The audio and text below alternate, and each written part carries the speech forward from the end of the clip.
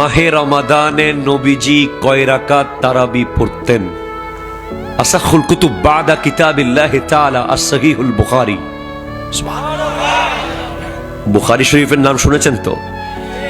আসাখুল কুতুব বাদা কিতাবিল্লাহি তাআলা, আল্লাহর কোরআনের পরে সবচেয়ে বিশুদ্ধ কিতাব এই জমিনে।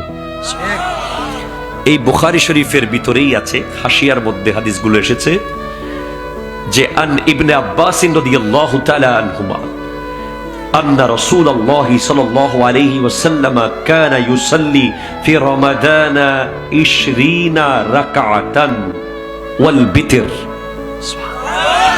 নবী সাল্লাল্লাহু আলাইহি ওয়াসাল্লাম রমাদান মাসে 20 রাকাত নামাজ পড়তেন তারাবির, এবং 20 রাকাতের পরে আরো পড়তেন বিতির। সুবহানাল্লাহ, জোরে বলেন। আরো অসংখ্য হাদিস দ্বারা প্রমাণিত। আরো একটি হাদিস এসেছে যে সহিহ বুখারী শরীফের মূল কিতাব প্রথম খণ্ডের 154 পৃষ্ঠার 3 নম্বর হাসিয়া। একটু জোরে বলেন সুবহানাল্লাহ বলেন। আমি স্পষ্ট আপনাদেরকে পৃষ্ঠা সহ বলতেছি, এখন যে হাদিসটা বলেছিলাম ওটাও বুখারীতে আছে, ওটা মুজামুল আওসাতের মধ্যে আছে, তাবরানির মধ্যে আছে, মুজামুল কবিরের মধ্যে আছে, এবং বিশেষ করে সহিহ বুখারী শরীফের প্রথম খণ্ডের 154 পৃষ্ঠা 3 নম্বর হাসিয়ার মধ্যে হাদিসটা আছে। আর এখন যেটা বলছি এটাও 3 নম্বর হাসিয়ার মধ্যে আছে, 154 নম্বর পৃষ্ঠা।